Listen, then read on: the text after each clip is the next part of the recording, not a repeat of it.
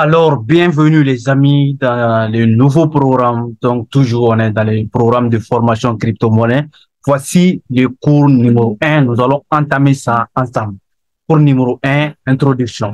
Donc, quand vous entendez parler de la crypto-monnaie, il faut savoir, déjà, il y a deux mots qui est collé. On a crypto, on a monnaie. Donc, qui dit monnaie, dit argent. Donc, qui dit argent, dit l'argent au quotidien, c'est-à-dire l'évolution de l'argent. On ne peut pas parler de la crypto-monnaie sans pour autant parler de l'évolution de la monnaie, comment au passé on fonctionnait dans le domaine de la finance et comment aujourd'hui on continue de fonctionner, d'où vient la crypto-monnaie. Donc cette évolution de monnaie va nous permettre de comprendre d'où vient l'évolution de la crypto-monnaie. Quand vous prenez la vache, on voit déjà la vache.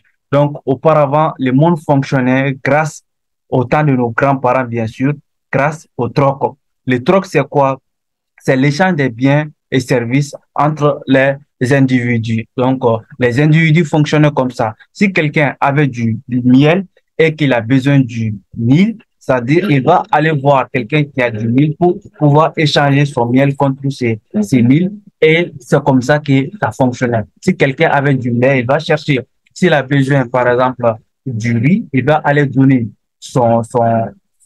bien sûr, l'aide et puis en contrepartie pour recevoir le riz. Donc, au fur et à mesure, on a évolué. Les humains, les personnes, ils ont constaté que vraiment, c'est pas équitable. C'est-à-dire, il y a certains biens qu'on échange et que c'est pas équitable. C'est pour cela ils ont voulu voter pour que le gold, l'or, devienne les moyens de transfert. Donc, ils ont adopté l'or comme moyen de transaction. Donc, au temps de nos grands-parents toujours, donc, au fur et à mesure qu'ils échangeaient de l'or les uns et les autres comme moyen de transaction, donc ils ont constaté après, vraiment, si tout le monde doit prendre l'or et faire vraiment des mouvements avec, c'est trop lourd pour les humains. Donc, il faut qu'ils cherchent un moyen, vraiment, pour un moyen qui facilitera l'échange entre eux. Et vraiment, il ne faut pas qu'ils se déplacent avec leur or aussi. Ça, c'est point numéro un. Point numéro deux, c'est les personnes qui ont lu les livres L'homme le plus riche de Babylone de George Clarkson. Donc, il les a si bien dit. Donc, il y avait beaucoup, même les arnaques et tout. Ça n'a pas commencé aujourd'hui. Donc, les chefs d'État, qu'est-ce qu'il faut faire? C'est-à-dire, il faut aller déposer de l'or chez les chefs et puis il va vous donner, par exemple, un papier pour vous identifier et vous allez déposer de l'or chez lui et ces papiers vont vous permettre d'acheter les biens et les services. Donc après, au fur et à mesure, les gens ont constaté que vraiment, il y a beaucoup d'or, il y a beaucoup de papiers en circulation par rapport à l'or qui est chez les chefs. Vraiment, ils ont poursuivi les chefs, ils ont vu, ils ont connu la réalité. Maintenant, ils ont adapté pour un autre moyen de paiement entre eux. C'est pour cela que nous avons rencontré le mot Metalcoin. Metalcoin, c'est les pièces de monnaie pour remplacer l'or maintenant. Au fur et à mesure, on a vu l'évolution du temps, c'est-à-dire le monde évolue, on a vu l'avenir avec les billets de banque. Donc, les billets de banque sont venus maintenant pour remplacer les metal coins, c'est-à-dire pour permettre à toutes les personnes et à tous les États de créer son propre monnaie. Donc, voici l'avenue du billet de banque, comme vous voyez, franc CFA, euro, le dollar, etc., etc., les yuan japonais, voilà. Donc, JPP en Angleterre, etc. Donc, ils ont créé les billets de banque maintenant pour pouvoir permettre à tous d'échanger les biens et les services. Donc, on a vu aussi qu'au fil du temps, vraiment, avec les voyages, avec les déplacements, tout, donc on ne peut pas déplacer tout l'argent qu'on a. Donc, il faut trouver un moyen maintenant pour les banques. C'est pour cela l'avenue des banques est maintenant. Donc, pour permettre que ça, quand tu as beaucoup d'argent, tu déposes ton argent en banque et la banque te donne la carte bancaire qui prouve que tu as beaucoup d'argent en banque ou que tu as telle quantité d'argent en banque. Donc, ce qui va te permettre, même si tu pars dans un autre pays, dans un autre continent, d'effectuer, de retirer l'argent que tu as dans ton compte. Par exemple, quelqu'un, il dépose 1 million ici dans son compte au Mali, il quitte par exemple au Mali, il part au Sénégal, directement il a l'argent dans son compte. Quelqu'un ici au Sénégal aussi, qui part par exemple en France ou bien aux États-Unis, toujours quand même, il a son argent dans son compte. Maintenant, c'est l'importance des cartes bancaires. Au fur et à mesure aussi, on a vu vraiment que le monde est très, très rapide. On a besoin de faire des transactions très, très rapidement sans pour autant aller demander en banque pour faire des transactions. C'est pour cela qu'on a rencontré l'électronique money, c'est-à-dire les mobile money, les Orange Money, les Move Money. Ils sont venus pour faciliter, c'est-à-dire pour que la transaction puisse être encore plus rapide qu'auparavant. Donc, au fur et à mesure aussi, on a rencontré la venue du Bitcoin à l'année 2008. Donc, 2008-2009, le Bitcoin a été créé et a été rentré en côté en bourse à partir de 2009. Donc, au fur et à mesure de la formation, je vais vous définir quelles sont l'histoire qui est derrière la création de Bitcoin et tout. Mais ici, je vais vous me situer seulement aux côtés des transactions. Pourquoi le Bitcoin est un moyen de transaction et quelle est son importance? Numéro un, c'est quoi? Bitcoin a été créé pour décentraliser les systèmes financiers. Ça veut dire quoi, décentraliser les systèmes financiers? Ça veut dire de permettre à tout le monde de contrôler son propre argent. C'est-à-dire quand tu as ton argent en crypto-monnaie, en Bitcoin, tu fais la transaction quand tu veux, la quantité est illimitée, la quantité dont tu veux. On va pas te dire aujourd'hui, on ne travaille pas dans le domaine de la crypto-monnaie. C'est-à-dire tu effectues ton transaction au moment où tu veux. C'est pour encore faciliter la transaction, pour l'évolution de la monnaie que vous avez vu au cours de cette explication. Donc, la création de l'un a remplacé, a facilité la transaction par rapport à l'autre, que ce soit le troc, le gold, metal coin, jusqu'à la venue de crypto-monnaie, Bitcoin. Bitcoin a été créé, bien sûr, avant la DeFi. La DeFi, l'objectif principal de Bitcoin, déjà, c'était de décentraliser les systèmes financiers. Bon, on a vu aussi, quand on fait les transactions avec le Bitcoin, il y avait un peu de frais, donc en charge, mais quand même, Bitcoin atteint son objectif premier, c'est-à-dire de décentraliser les systèmes financiers et permettre à tout le monde de contrôler son propre argent. Quand tu as millions de dollars, tu peux ouvrir millions d'euros, millions de francs CFA, milliards de francs CFA, tu les mets en Bitcoin, personne ne va te poursuivre d'où vient ton argent ou bien de chercher à comprendre comment tu gagnes ton argent. Donc, c'est l'importance du Bitcoin, la DeFi, la venue de la DeFi, comme Ethereum aussi. Donc, Ethereum a été créé pour résoudre certains problèmes dont le Bitcoin n'a pas pu résoudre, comme le problème de la scalabilité. C'est-à-dire, quand tu fais la transaction avec Bitcoin, tu payes assez de frais par rapport au réseau Ethereum jusqu'à ce qu'il y a tous les crypto-monnaies aujourd'hui que vous allez voir. On va travailler sur CoinMarketCap. Vous allez voir, on a plus de 25 000 crypto-monnaies et chaque crypto-monnaie a son propre projet. On ne crée pas une crypto-monnaie parce qu'on veut créer une crypto-monnaie, mais on crée une crypto-monnaie parce qu'on a un projet derrière notre crypto-monnaie et les gens vont étudier notre projet. En fonction de cette étude, ils vont acheter maintenant nos tokens qui s'appellent les crypto-monnaies. Voici en grosso modo l'évolution du monde financier. On a commencé par troc. Aujourd'hui, nous sommes dans le monde de la crypto-monnaie, du Bitcoin. Donc, on n'a pas créé du jour au lendemain Bitcoin comme ça, mais le Bitcoin a poursuivi une évolution électronique.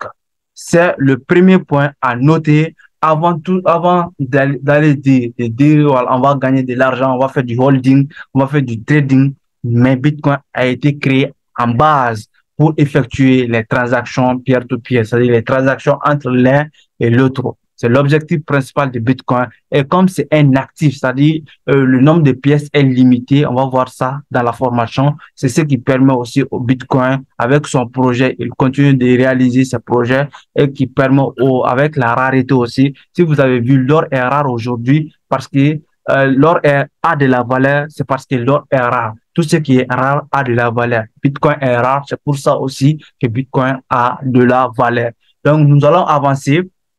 Voici la définition de la crypto-monnaie. Première définition que nous allons noter ensemble, la crypto-monnaie, c'est de l'argent numérique. Qui dit l'argent numérique dit l'argent dont on ne peut pas toucher avec nos mains. C'est-à-dire c'est l'argent électronique qui quitte d'un téléphone vers un autre téléphone. Maintenant, la deuxième définition va nous clarifier cela. C'est une monnaie digitale. Qui dit monnaie digitale dit une monnaie qui fonctionne avec les smartphones. Donc, les téléphones touchés ne peuvent pas, c'est-à-dire les téléphones dont tu dois toucher les boutons ne peut pas fonctionner, faire de la crypto-monnaie. Non, quand tu as besoin de faire la crypto-monnaie, des transactions avec la crypto-monnaie, d'investir dans la crypto-monnaie, tu as forcément besoin d'un smartphone pour faire ton travail. C'est la deuxième définition. La troisième définition, c'est de la monnaie cryptée par la technologie de la blockchain. Qui dit technologie de la blockchain dit une nouvelle technologie qui a vu le même jour comme le Bitcoin en 2009. On va voir aussi, mais blockchain, c'est une technologie qui permet de stocker et de transférer la valeur sur Internet sans un intermédiaire centralisé. Le blockchain est là pour vraiment permettre à tous les projets, à tout ce qui offre aujourd'hui, c'est décentralisé. C'est-à-dire de ne pas permettre que ce soit un État, une personne, de ne pas contrôler la chose. Donc, blockchain est là pour la décentralisation. Donc, ça, c'est la troisième définition. Quatrième définition, c'est une monnaie décentralisée. Bien sûr, j'avais dit cela. Donc, c'est une monnaie décentralisée. Qui dit monnaie décentralisée dit une monnaie où l'État, ou bien le gouvernement, ou bien le plus riche de ton pays ou de mon pays, même si c'est moi, voilà, l'homme le plus riche de mon pays, je peux pas contrôler le Bitcoin. Personne ne peut contrôler le Bitcoin. C'est pour cela on a dit une monnaie décentralisée. Voici les 4 définitions que vous devrez noter. Numérique, monnaie digitale, monnaie cryptée par la technologie blockchain, monnaie décentralisée. Donc, je vous ai touché tout de suite la blockchain. Voici en deux. La blockchain permet de stocker et d'échanger de la valeur sur Internet sans un intermédiaire centralisé. Elles sont le moteur technologique des crypto-monnaies du web décentralisé et de son corollaire, la finance décentralisée. Une blockchain constitue une base de données qui contient l'historique de tous les échanges effectués entre ses utilisateurs depuis sa création. Cette base de données est sécurisée et distribuée. Elle est partagée par ses différents utilisateurs sans un intermédiaire, ce qui permet à chacun de vérifier la validité de la chaîne. Donc, si nous prenons le domaine de la blockchain, l'univers de la blockchain, numéro un, c'est décentralisé. Donc, personne ne contrôle, mais elle est partagée par ses différents utilisateurs. C'est-à-dire, c'est l'ensemble des utilisateurs de la blockchain. Donc, l'ensemble des utilisateurs, c'est nos actions qui permettent de faire fonctionner la blockchain. La confiance qu'on a donnée au Bitcoin, au blockchain. Donc, même si ça a dépassé la confiance d'une personne, d'un millier de personnes, mais c'est la confiance des millions de personnes sur la chose. C'est là plusieurs machines qui sont connectées pour permettre d'effectuer la transaction le plus rapidement que est possible. Pour mettre frein, pourquoi on ne peut pas mettre frein sur Bitcoin? Pour mettre frein, il faut qu'une seule machine détient 51% du Bitcoin. Et ce qui n'est même pas possible. Aucune machine même n'a 20%. Mais pour vraiment mettre frein, il faut qu'une machine détienne 51% pour avoir le contrôle total. Et ce qui n'est pas possible, ce qui permet que ce soit blockchain, Bitcoin, d'évoluer. Voici ce que j'avais à vous dire sur blockchain. Dans la blockchain, ça c'est les avantages. Les blockchains permettent de sécuriser des données, faire une meilleure traçabilité, lutter contre la fraude et la corruption, faire des meilleures recherches scientifiques et médicales, faire une gestion économique et transparente. On a dit aujourd'hui, la blockchain peut être là même si le Bitcoin n'est pas là. Parce que la blockchain permet de faire beaucoup de choses comme de lutter contre la fraude et la corruption, de faire des meilleures recherches scientifiques et médicales, faire une gestion économique et transparente. Donc, faire une meilleure traçabilité, ça revient dans le domaine de la crypto-monnaie. Donc, blockchain offre des autres avantages, d'autres choses qui n'est pas seulement que la crypto-monnaie. Voici les avantages de la crypto-monnaie maintenant. Les transferts est moins coûteux, transfert instantané avec un volume illimité. C'est-à-dire tu peux transférer le nombre de quantités illimitées dans le domaine de la crypto-monnaie. Donc, quand tu veux, où tu veux, infalsifiable et pas de piratage. C'est-à-dire personne ne peut pirater le portefeuille ou bien attaquer quelqu'un pour vraiment lui prendre ses crypto-monnaies. Personne ne peut vraiment pirater le portefeuille ou l'argent de quelqu'un. Quantifiable, ça veut dire quoi? Tu peux transférer le nombre de quantités dont tu veux. Tu n'as pas besoin vraiment de dire que tu as atteint le seuil de transactions par jour ou par mois ou par année. Il n'y a pas ça dans le domaine de Bitcoin, de la crypto-monnaie. Donc, le transfert est illimité. Donc, la quantité aussi est illimitée. écologie, globalisation de la monnaie. Quand on parle d'écologie et globalisation de la monnaie, déjà, globalisation de la monnaie, depuis des temps d'années, tout le monde est en train de parler. On a besoin d'une monnaie qui peut nous permettre d'être équitable. C'est-à-dire que ce soit aux États-Unis, en France, en Afrique, pour en Océanique, donc pour partout au travers le monde, en Amérique, c'est-à-dire nous permettre d'être au même niveau sur une monnaie et cette monnaie a été le Bitcoin. Quand un Américain a un Bitcoin, un Européen a un Bitcoin, un Malien ou bien un Africain a un Bitcoin, toutes ces personnes ont le même pouvoir d'achat. Mais par contre, aujourd'hui, si un Français a 1 million d'euros, un Américain 1 million de dollars, un Africain 1 million de francs CFA, s'ils partent à Dubaï ou bien aux États-Unis même, vous savez bien sûr qu'ils n'ont pas les mêmes pouvoirs d'achat parce que leur monnaie déjà, le moyen d'échange, il y a d'autres qui sont plus forts que l'un, il y a l'autre qui est plus fort que l'un, donc ça va freiner des problèmes. Avec le Bitcoin, donc, on a cassé cette barrière. Nous avons tous le même pouvoir d'achat sur une monnaie. Donc, les inconvénients, tout ce qui a les avantages a aussi des inconvénients. Voici quelques inconvénients. C'est exclusivement sur Internet. C'est-à-dire, s'il n'y a pas de connexion, on ne peut pas faire de la crypto-monnaie. Même si tu as des centaines de millions de dollars dans ton compte, dans ton portefeuille cryptographique, si tu veux faire des transactions, s'il n'y a pas l'Internet, ça ne peut pas faire. On a besoin vraiment de l'Internet. Tant qu'il y a l'Internet, la crypto-monnaie est là. Mais s'il n'y a pas l'Internet, la crypto-monnaie n'est pas là parce qu'elle fonctionne grâce à l'Internet. Pas facile de se procurer des crypto-monnaies auparavant, avant la création de plateformes centralisées comme Binance et tout. Donc, il n'y a pas aussi beaucoup de personnes, ça tu peux pas, aujourd'hui où nous sommes, on n'a pas fait beaucoup de kiosques où tu peux aller acheter des bitcoins. Mais par contre, les gens qui sont à Dubaï, aux États-Unis, c'est plus facile. C'est-à-dire, même tu as ton téléphone, tu as des bitcoins avec toi, tu fais les transactions, que ce soit aux pâtisseries, que ce soit à la boutique, que ce soit au restaurant, que ce soit vraiment, tu pars en visite, tu payes tout avec ton bitcoin. C'est dans les pays Émirats, en Europe, quelque part, en Afrique, ça commence à prendre de l'ampleur. Mais pour dire que, c'est pas aussi facile que ça. Il faut suivre une formation comme celle-ci pour pouvoir se retrouver et pouvoir bénéficier les avantages qui tournent autour de ces crypto-monnaies. Donc, la valeur change constamment. Donc, il y a des crypto-monnaies volatiles, il y a des crypto-monnaies stables. Nous allons voir ça ensemble. Les crypto-monnaies volatiles, voilà, c'est ça la volatilité. On investit parce qu'il y a la volatilité. Donc, mais le fait que s'il y a des gens qui ne maîtrisent pas, ils viennent, c'est-à-dire ils n'ont aucune formation, aucune notion de base, ils commencent déjà à investir dans les domaines ou bien à acheter les crypto-monnaies qu'il ne faut pas acheter, les shitcoins, sans pour autant d'objectifs. Donc, ça peut causer des problèmes parce que la valeur peut changer à tout moment.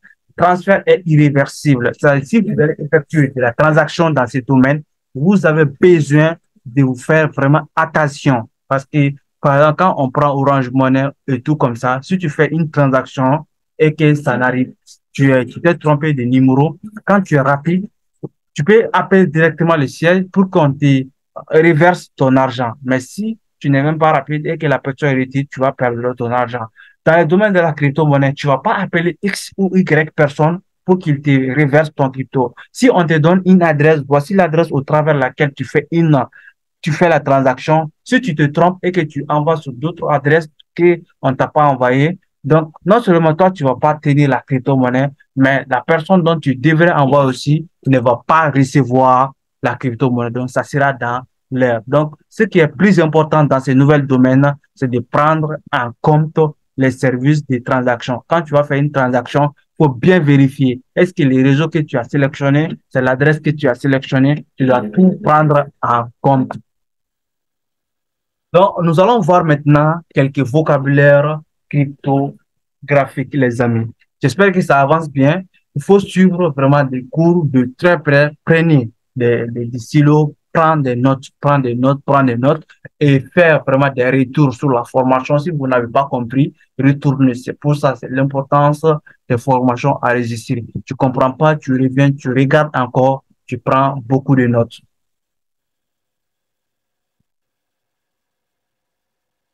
Quelques vocabulaires cryptographiques. Donc, le vocabulaire cryptographique désigne les termes importants que tout opérateur sur le marché cryptographie se doit de connaître quelques-uns de ces termes ont été recensés ici. Par exemple, si tu es dans le domaine de la crypto-monnaie et que tu ne maîtrises pas ces différents vocabulaires cryptographiques, tu vas te perdre le plus rapidement que possible. Numéro un, tu dois connaître l'adresse. Quand on dit l'adresse, envoie-moi ton adresse. Si toi-même tu connais pas ton adresse, comment tu vas envoyer? Donc, une adresse correspond à une clé publique qui permet de recevoir des crypto-monnaies ou d'en envoyer. Cette clé publique peut prendre la forme d'une suite de lettres et de chiffres ou d'un QR code. On pourrait comparer cette adresse à un RIB IBAN pour les monnaies classiques, à une adresse email pour l'envoi des emails. Donc, ça veut dire quoi? Par exemple, dans ce domaine de la crypto-monnaie, donc, quand on parle de l'adresse, ça va nous permettre d'effectuer la transaction autour à travers cette adresse. On peut le comparer au travers de l'email. Par exemple, quand vous avez, pour recevoir la formation, je vous ai demandé, par exemple, envoie-moi votre email. Je vous ai transféré la formation. OK. Ou bien si il y a d'autres, si c'est un livre que je devrais vous envoyer aussi, c'est la même chose. Donc, clé publique, ça va nous permettre d'effectuer la transaction. C'est-à-dire, c'est ton adresse qui va te permettre de recevoir la crypto-monnaie. Ça, c'est la première des choses à comprendre. Deuxième des choses à comprendre, ça c'est airdrop.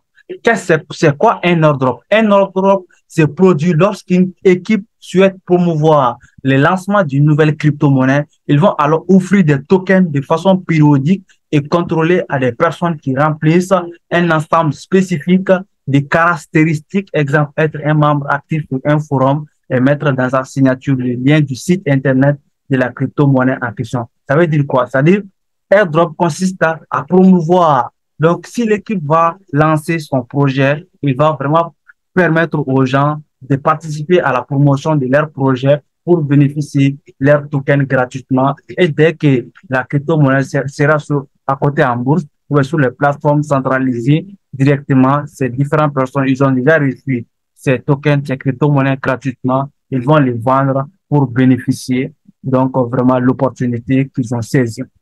Arbitrage, c'est la troisième des choses. Qu'est-ce que c'est l'arbitrage?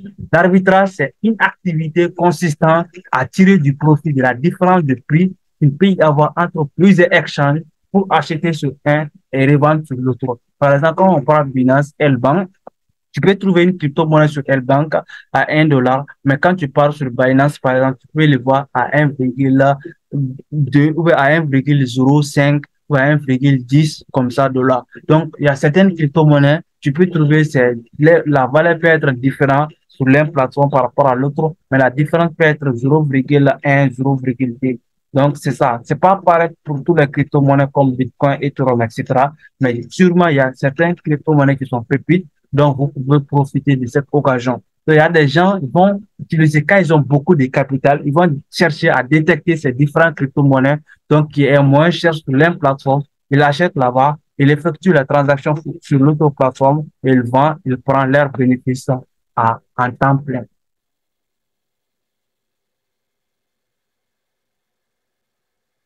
Donc, APR,